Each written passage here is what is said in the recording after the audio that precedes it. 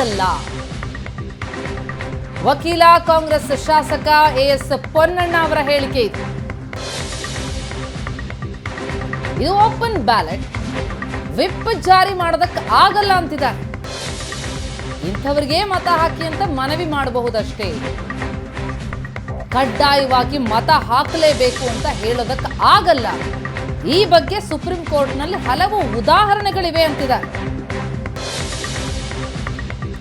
ಯಾವ ಅಡ್ಡ ಮತದಾನದಿಂದ ಅಡ್ಡ ಪರಿಣಾಮಗಳನ್ನ ಶಾಸಕರು ಎದುರಿಸಬೇಕಾಗುವುದು ಅನ್ನೋ ಮಾತುಗಳು ಕೇಳಿ ಬರ್ತಾ ಇತ್ತು. ಅದಕ್ಕೆ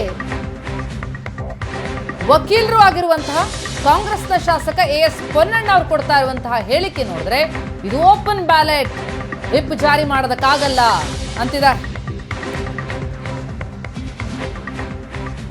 ಓಪನ್ ಬ್ಯಾಲೆಟ್ ಆಗಿರೋದ್ರಿಂದ ಮತ್ತು ಪಕ್ಷದ ಸಿಂಬಲ್ ಇಲ್ಲದೆ ಇರೋ ಕಾರಣ ವಿಪ್ ಕೂಡ ಜಾರಿ ಮಾಡಲಿಕ್ಕಾಗಲ್ಲ, ಅನರ್ಹಗೊಳಿಸ್ಲಿಕ್ಕೆ ಕೂಡ ಸಾಧ್ಯ.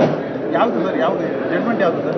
ಇದೆ, ಬೇಕಾದಷ್ಟು ಜಡ್ಮೆಂಟ್ ಆಗಿದೆ. ಖುಷ್ವಂತ್ ಸಿಂಗ್ ಅವರ ಜಡ್ಮೆಂಟಲ್ಲೂ ಕೂಡ ಇದೆ. ಅವರು ಖುಷ್ವಂತ್ ಸಿಂಗ್ ಅವರು ಇದನ್ನ ಯಾಕೆ ಈ ರೀತಿ ಇದೆ, ಇದು ಸರಿಯಲ್ಲ ಅಂತ ಹೇಳಿ ಪ್ರಶ್ನೆ ಮಾಡಿರೋದು ಕೂಡ ಇದೆ. ಆದರೂ ಇವಾಗ ಈಗಿರುವಂಥ ಕಾನೂನಿನಲ್ಲಿ, ಈಗಿರೋ ತೀರ್ಪುಗಳಲ್ಲಿ ಯಾವ ಕಾರಣಕ್ಕೂ ಅನರ್ಹಗೊಳಿಸ್ಲಿಕ್ಕೆ ಸಾಧ್ಯ. ಪಕ್ಷಾಂತರ ನಿಷೇಧ ಕಾಯ್ದೆ ಅನ್ವಯ ಆಗಲ್ಲ. ಇಲ್ಲ, ಪಕ್ಷಾಂತರ ಅಂತ ಹೇಳಿದ್ರೆ ಮೊದಲನೇದಾಗಿ ತಾವು ಸಿಂಬಲ್ ವೋಟಿಂಗ್ ಇರಬೇಕಲ್ಲ, ಸಿಂಬಲ್ಲೇ ಇಲ್ವಲ್ಲ ಚಿತ್ರದಲ್ಲಿರುವಂಥ ಅಭ್ಯರ್ಥಿ.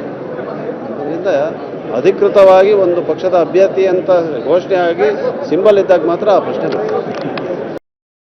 ಓಪನ್ ಬ್ಯಾಲೆಟ್ ಆಗಿರೋದ್ರಿಂದ ಮತ್ತು ಪಕ್ಷದ ಸಿಂಬಲ್ ಇಲ್ಲದೆ ಇರೋ ಕಾರಣ ವಿಪ್ ಕೂಡ ಜಾರಿ ಮಾಡಲಿಕ್ಕಾಗಲ್ಲ, ಅನರ್ಹಗೊಳಿಸ್ಲಿಕ್ಕೆ ಕೂಡ ಸಾಧ್ಯ. ಯಾವುದು ಸರ್, ಯಾವುದು ಜಡ್ಮೆಂಟ್ ಯಾವುದು ಸರ್? ಇದೆ, ಬೇಕಾದಷ್ಟು ಜಡ್ಮೆಂಟ್ ಆಗಿದೆ. ಖುಷ್ವಂತ್ ಸಿಂಗ್ ಅವರ ಜಡ್ಮೆಂಟಲ್ಲೂ ಕೂಡ ಇದೆ. ಅವರು ಖುಷ್ವಂತ್ ಸಿಂಗ್ ಅವರು ಇದನ್ನ ಯಾಕೆ ಈ ರೀತಿ ಇದೆ, ಇದು ಸರಿಯಲ್ಲ ಅಂತ ಹೇಳಿ ಪ್ರಶ್ನೆ ಮಾಡಿರೋದು ಕೂಡ ಇದೆ.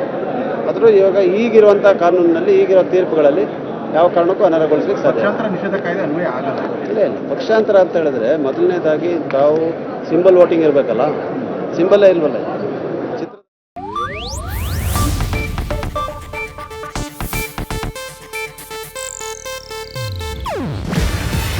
ಇದು ಏಷ್ಯಾನೆಟ್ ನ್ಯೂಸ್ ನೆಟ್ವರ್ಕ್ ಪ್ರಸ್ತುತಿ.